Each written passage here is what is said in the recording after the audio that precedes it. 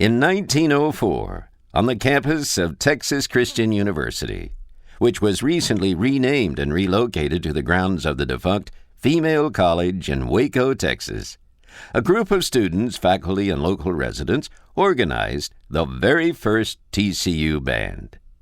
Directed by Charles V. Kirkpatrick, the 32-piece Texas Christian University Military Band played at school functions and local events. At the start of the 1906 school year, Mr. Willis C. Hunter joined the TCU faculty. Professor Hunter, who graduated from the New England Conservatory of Music in 1904, took over the duties of directing both the orchestra and the band. A violinist and professor of music theory, Director Hunter was considered by many as an all-around man. On the night of March 22, 1910, the campus was quieting down from a long day of classes. Suddenly, a cry came from the main building, "Fire! Fire!" A fire swept through the main building, and by morning, only the charred outer walls remained. The fire, which was believed started by a faulty wire in the building's attic, took a heavy toll on the music department. In the days following the fire, students and faculty continued with classes. Since the main building housed all of TCU's formal classrooms, the students found suitable replacements wherever possible, including the gymnasium and the music rooms. Because of the fire and the school's need to continue academic instruction, the band and most of the music department were put on hold until a solution to the classroom shortage was found. With the doubtful prospect of Waco providing funds for the rebuilding, the fire forced TCU to make plans to once again move the campus. Accepting a generous proposal of 50 acres, $200,000, and assurances of connections with city utilities and a streetcar, the trustees moved TCU to its current home of Fort Worth, Texas, in 1911. Later that year, at the cornerstone-laying ceremony of the new main building, now called Reed Hall, Bedford A. Kirkpatrick, the young brother of TCU's first band director, Charles Kirkpatrick, who was then attending TCU's medical school on 5th and Calhoun, organized a group of students to perform. In a letter dated January 10, 1965, addressed to then TCU director James A. Jacobson, Mr. Kirkpatrick recalls the early performance. I got up a band of medical students and TCU students, and we played for the cornerstone laying of the main building. Dr. Worthy Shoemaker played baritone. Dr. R.H. Needham played cornet. A boy named Hill, who worked at the printing shop of the Skiff, he played trombone. They had not run the streetcar out as far as TCU, and we had to walk about 8 blocks to get there. The cornerstone laying was the only time we played. Dr. B. A. Kirkpatrick, January the 10th, 1965.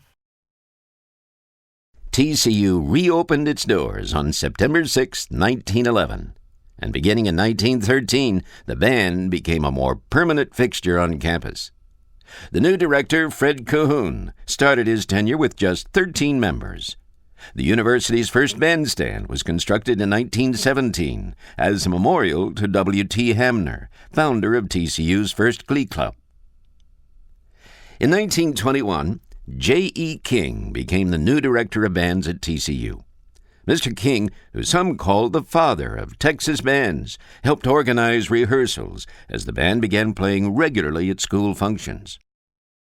By 1925, the band had grown to 27 members, and Claude Sammis, TCU's chairman of the music department, a graduate of Yale School of Music, the Haven School of Music, and a postgraduate from Columbia University, was chosen to succeed Director King. That year, the band raised enough money, including donations from Amon G. Carter and the Washer Brothers, to purchase the group's first uniforms. The solid purple jackets were adorned with white decorative braids that made the band's movements easier to see. 1925 also marked the selection of the first band president, Lieutenant Clinton Hackney, the first band sweetheart, Miss Sarah Hall Williams, and the first drum major, Joe Bryce Wilmoth. 3 years later, the band was considered a permanent part of the university in the Fine Arts Department, as Director Sammis established the band's first scholarships, 10 of which were awarded to outstanding bandsmen. Also in 1928, the band accepted an invitation that began its long-standing tradition of playing at the Southwest Exposition and Fat Stock Show, as well as purchase new, all-white uniforms. And most importantly, Director Sammis, along with the lyrical help of Mrs. Butler Smicer, wrote Horned Frogs, We Are All For You, or, as it's known today, the TCU Fight Song.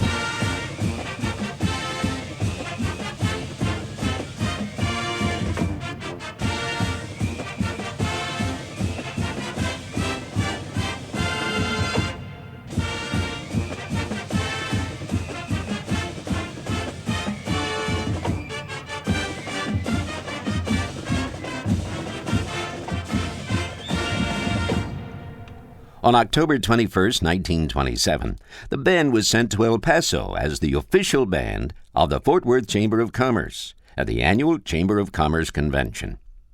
In the band contest, which the convention sponsored, the TCU Band was awarded first place in spite of the strong competition of several West Texas bands. In the fall of 1935, upon graduating from TCU, Don Gillis became TCU's 7th band director.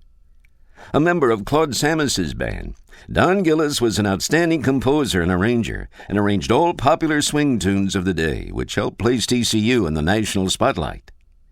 During his 7-year tenure at TCU, Don Gillis formed a 60-piece, all-male band, which was a tradition until the early 50s, and began a long-standing tradition of jazz, or stage bands at TCU.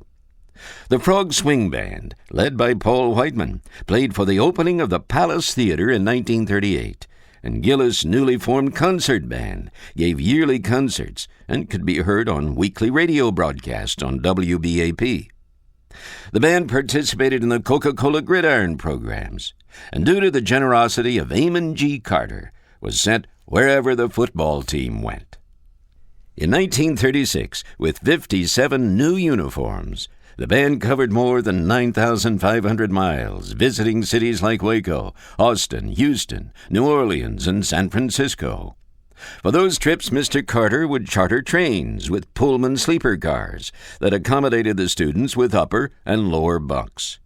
Occasionally, as the band boarded the train, Mr. Carter would meet them with one of his specially designed Western Shady Oak Stetson hats and a $20 bill with the promise, "And there's more where that came from, boys. Have a good time." One such trip was to New York's Madison Square Garden. During the game, the crowd enjoyed the band so much that when it was over and the band went out on the field to give a small post-game concert, the entire audience remained and kept them playing for more than an hour. December 7th, 1941. A Japanese sneak attack on the U.S. Naval Station in Hawaii sent the country into World War II. By 1942, only 13 of the band's 45 members returned for the second term. In 1942, after Don Gillis left for NBC Studios in New York, N.J. Whitehurst became the director of bands.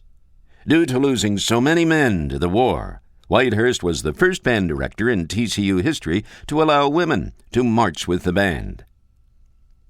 In 1943, John Wolt took over as director, and although his stay at TCU was short, his bands were praised for giving outstanding performances, and later Mr. Wolt would return as a French horn instructor. Upon graduating from TCU in 1944, Leon Breeden became the youngest director in the country at the age of 23 when he took over the duties as the new director of bands. Having attended TCU during the Japanese attack on Pearl Harbor, Mr. Breeden recalls that historic moment and how it later affected his first band at TCU. December 7th, 1941, we were in the band room, which was an old Army hut. We were sitting around, and Don Gillis brought a little Atwater Kent radio and set it up on a shelf, and we heard Franklin D. Roosevelt say the hand that held the dagger. The hand that held the dagger has struck it into the back of its neighbor. Pearl Harbor has been, we've declared war on Japan. Little did we know that in that room, I don't know how many, I think after I took over the band, 17 members of my band the first year left to go to the service. And I still don't know how many of them were lost, but quite a few of them, they gave their lives. Starting in 1942 until the end of the war, TCU was granted status as an official naval training station, and many of Mr. Breeden's first band members were naval officers. We used many of the boys out of the V-12 program, I think it was called, and they helped us out tremendously. What was interesting, when I resigned, one of my band members came in and handed me a big stack, I'd say about 20 photographs there. And they were photographs of some of the V-12 guys who were carrying bass horns, and they didn't even have a mouthpiece on it. They were just carrying it so we'd have 5 bass horns across the back.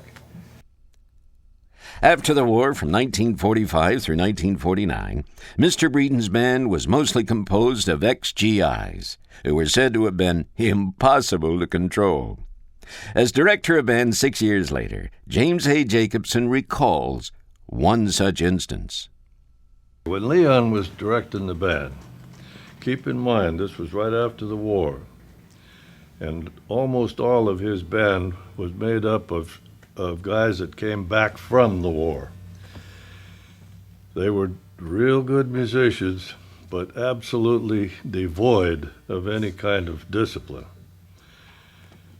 So anyway, this particular deal, they were doing the Fat Stock Show parade, and at that time it went down, if I remember right, down Main Street to the courthouse, then came back around on Throckmorton, back up the next street over.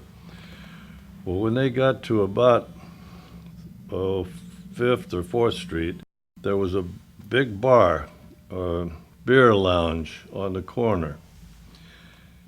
And the rear rank, which was all practically sousaphones, did a left flank and marched right into the bar. The band went on, did its bit going around the courthouse, and came back. As they came back on the other side, they were through with their beer, and they marched right back in and went on with the band. And apparently, not even the halftime show was safe from this battle-hardened band. Well, the team was playing Kansas University at Kansas City. Well, as usual, they all made all the trips by train, and they had Pullman cars and so forth, which it just started raining like crazy when they were there. So during the first half, they were wondering what to do. The band was there. During the second quarter, the drum major, whose name was Woody Woodard, he was a real good friend of mine too. Woody took the band down behind the stadium. He took the band down behind the stadium during the second quarter, and their show was going to be, part of it was to spell out hello, H-E-L-L-O, on the field. And so he changed that a little bit. He put the O on the other end of the formation so that it would read, "Oh, hell." And at the right time, of course, the O went around to the other side, spelling hello. But not all of Mr. Breeden's time at TCU is marked by hilarious antics. Mr. Breeden was an excellent arranger, and under his direction, the TCU Band was said to have created some of the most distinct formations and routines in the Southwest. When Mr. Breeden left TCU for New York to pursue his musical career in 1949, Lawrence and Travaia stepped in for 1 year as the acting director of bands. In 1950, Louis Gillis, just 24 hours after graduating from TCU, was chosen as the new director of bands. Lou, as he was known to be called, was a band mascot for TCU during the years his brother Don Gillis was director. Lou Gillis continued the tradition his brother began in the late 1930s of playing and arranging jazz. By 1955, the school's football program was on the verge of winning its conference, and it was at this time that James A. Jacobson, director of bands at Midwestern University, was interviewed and hired as the new director of the TCU Band. Among the many of Jacobson's changes to the band in his first year included the creation of the Froghorn and Crescendo clubs, and basic training 1 week before the start of classes. That was a part of my routine wherever I'd been. At Midwestern University, Wichita Falls for 10 years, and that was to get the band ready, especially for the new kids coming in. And they call it band camp now, but it was, at that time, I called it basic training because that's what it was. One of Jacobson's members in 1955 was saxophonist and world-renowned orchestral conductor John Giorndano. When I was graduating from high school, his predecessor, Lou Gillis, actually recruited me to come and play in the TCU Band, and principally to play lead alto in the stage band. In those days, you weren't allowed to say jazz band. That was a naughty word, particularly at TCU. And I had agreed to do that, and in the meantime, I went on the road with a big band. And when I got back from being on the road all summer, I enrolled at TCU to find out that Lou was no longer there, that this other gentleman had taken over the band program, and we had to go outside and march. And I thought I was going to come into a situation where I sat down in a jazz band and played saxophone. And instead, I was put out in the marching field doing step forward, back around, and all of these drills. And frankly, it was a very important background that was given to me. And I still remember my step forward, back around, and I probably could do some of the drills. In 1957, Jacobson oversaw the induction of the Froghorn and Crescendo Club into Kappa Kappa Psi and Tau Beta Sigma.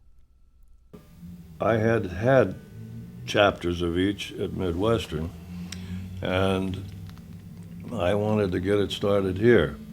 The only way you can get it started, though, is to have a club, organize a club, which is basically the same thing, and to work at that for a couple of years, and then apply for national membership, which we did. I think we went in the national membership in 1957, if I'm not mistaken. And we were installed by the chapters at Baylor University. After the induction of the band's two groups into Kappa Kappa Psi and Tau Beta Sigma, the first outstanding bandsman was awarded to Morris Repass, and the band had a new slogan, the show window of TCU. I was trying to come up with some kind of a slogan that would show off the band, that would make an interesting title for the band in the eyes of the public and so forth. So thinking about it in that way, I got to analyzing the situation, and I thought, the football team is constantly on display during football season, but we're on display the whole year round. We're doing 90-some performances a year, fall, winter, and spring. So that's a show window to TCU. And so that's where the name came from, the show window of TCU. During his first 3 years at TCU, Jacobson, who the students now affectionately called Prof, saw his band on TV 3 times, performing at 2 Cotton Bowl halftime shows, and the 1959 TCU Arkansas game. In 1958, Prof. Jacobson introduced the country to a new style of drill, which he called the moving diamond drill, or peel-offs. The earliest recording of this drill is this 1959 Cotton Bowl halftime show.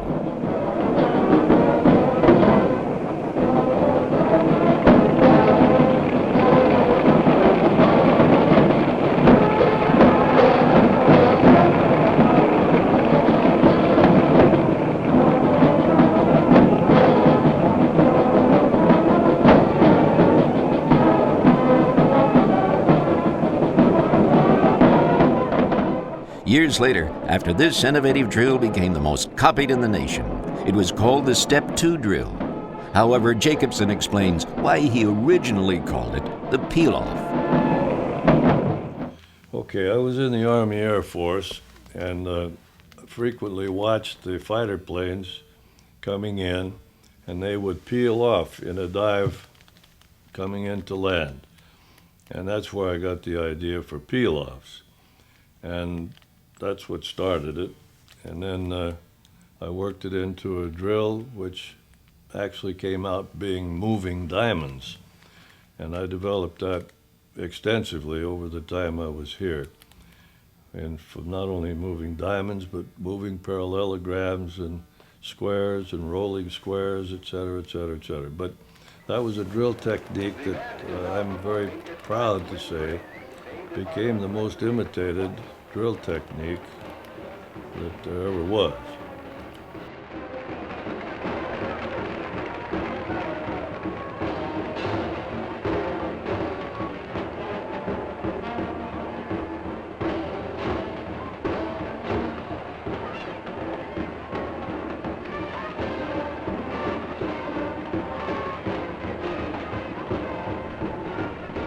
In the late 1960s, Brav began using graduate assistants in the band. The first of his graduate assistants was John Giorndano, followed by Curt Wilson. Prof gave me a lot of opportunities that I think had a major influence in what I did. He appointed me as assistant band director. He and I worked closely together. We even created we came up with the idea of having a band marching show that would be patterned after a symphonic piece of music. So he conceived of a show that was like a sonata allegro form, in which we had a principal theme, a secondary theme, and we developed that theme and then had a recapitulation. And so I wrote this music, and he wrote the put together the drill, and we performed it once to a great failure. No, I wouldn't say it was a failure, but it was probably not one of the more audience appealing, but it was very esoteric and very artistic. I really would love to see that again sometime, but that's the kind of things that we were doing. When Prof started having graduate assistants, of which John Giorndano was the very first one, I believe I was the second. The graduate assistants always were hired with their expertise from being able to conduct a jazz or a stage band in mind when he hired the graduate assistants. So Prof kept the jazz tradition alive all during his tenure. It never died. It never went away. During his 27 years as the director of bands at TCU, Prof. Jacobson continued to innovate the band style and drill.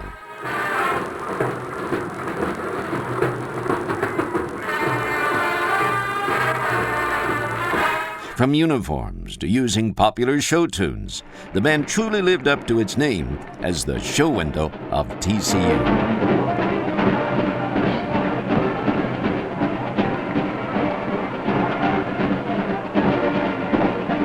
And now let's watch as the TCU Horn Front Band executes its famous Rocking TCU.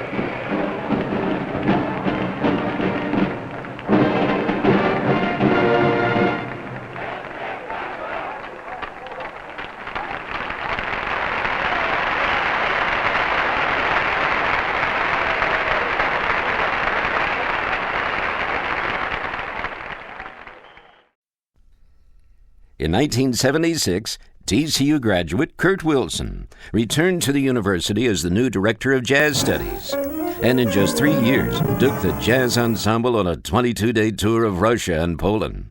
The first of 4 such tours the jazz band has taken as TCU's international jazz ambassadors. Well, let me say, when I came in '76, I inherited a very good band. Jim McDaniels was the graduate assistant, and the band was very good. I did not have to do a lot of rebuilding when I got here.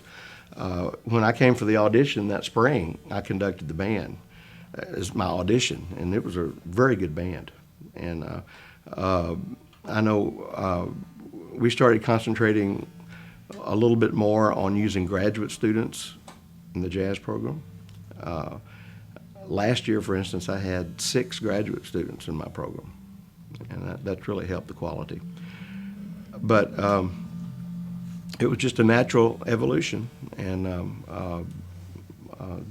indeed the first tour was in '79 to Poland and Soviet Union, and it was the longest trip and the last 22-day trip I'll ever do with a group. That was kind of long. In 1978, Wilson began another of TCU's long-standing traditions, the annual TCU Jazz Festival. When I went to the Valley City State College in Valley City, North Dakota, I started the festival there. And then when I went to Ohio, I started the festival there. So when I came to TCU, I started the Jazz Festival. It was just a natural thing for me. And this will be our 28th year, this coming year, our 28th annual festival. When Prof. Jacobson retired in 1981, Curt Wilson took over as interim director of bands until 1982. But during that year, Wilson began the band's move to a more corps-style show. When Prof retired in '81, I took the band over for that year, and I didn't do any deliberate calculated moving to any particular style. I had been teaching in Ohio before I came to TCU. After I left TCU as a graduate, I went on the road for a couple of years, and then I taught in North Dakota and then Ohio. And when I was in Ohio was the hotbed of corps-style marching, the East Coast, really. And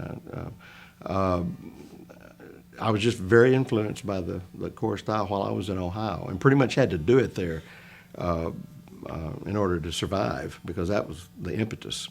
And however, with my college marching band in Ohio, I did diamond drills, and everybody loved them. You know, and that was a new thing to them. And but when I did the band that year, I just experimented with more. I wouldn't say it was hardcore drum corps, but we did more of facing the audience and performing rather than playing up and down the field. But I don't think anything dramatic, really. Robert Blanton took the job as the new director of bands in 1982, and during his 10 years, the TCU Band continued in the new corps style.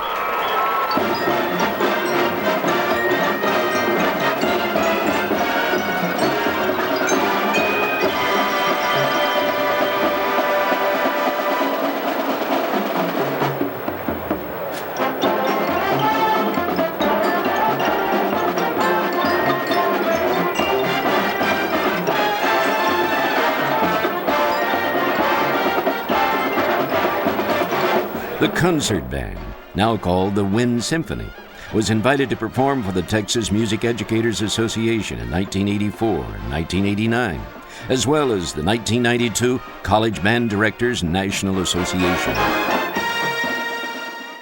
In 1993, Gregory Clemens, director at the Universities of New Mexico and Eastern Illinois, was hired by TCU as its 15th director of bands. Clemens worked to continue the Wind Symphony and Jazz Ensemble's tradition at TCU, performing with both groups at the 1996 TMEA convention in San Antonio.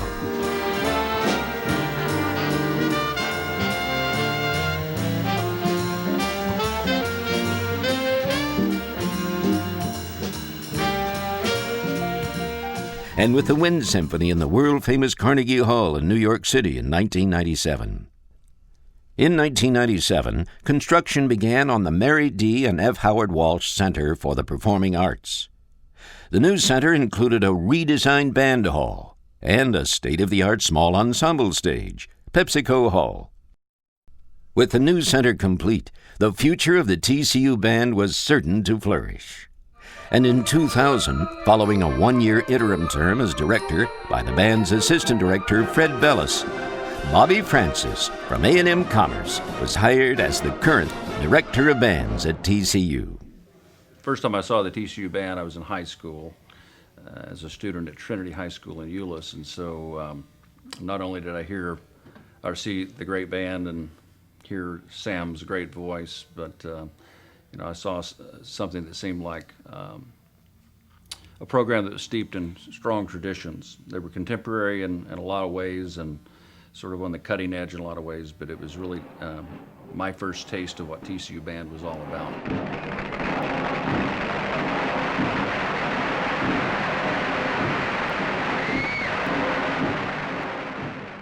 So when the opportunity came, as I was band director at another university, when the opportunity came to apply for the job here at TCU, I really wanted to jump at it because I saw that it had potential to do great things for the students that I wanted to be associated with. The program was well-rounded. It had the traditions. It had the cutting-edge ability where we can morph the band program into some other things and evolve.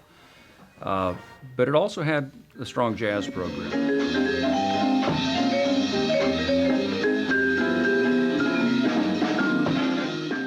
It also had the strong orchestral program, and the students that I wanted to be recruiting, I wanted them to have the opportunity to be a part of a well-rounded program. So I was able to come here and be a part of it. We're real pleased with the students we have, especially.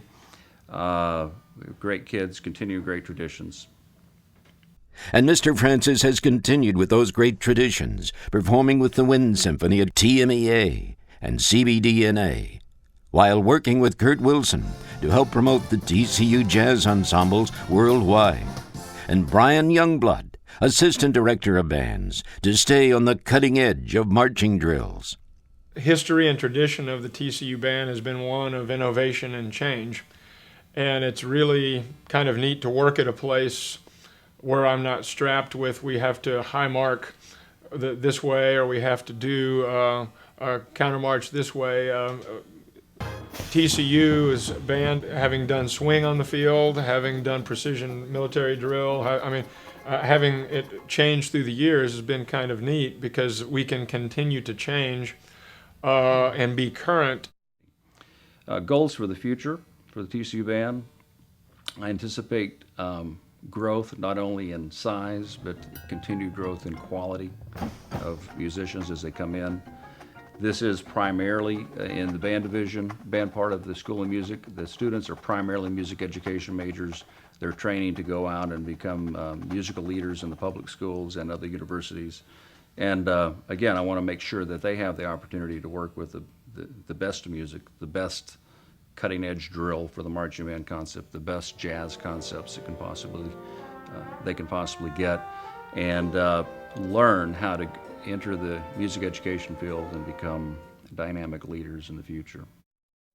His leadership guarantees that the TCU Band will continue making history for the next 100 years. Good evening, ladies and gentlemen. Celebrating its 100th year, the pride of TCU, the Horned Frog Marching Band. Presenting this season's exhibition production, then and now, 100 years of Horned Frog music, arranged by James Buckner and Steve Chapman. From its beginnings in 1904, the TCU Band has been a pioneer in the marching band world. From grand entry swing to the fire of Malagueña, the band takes you on a mission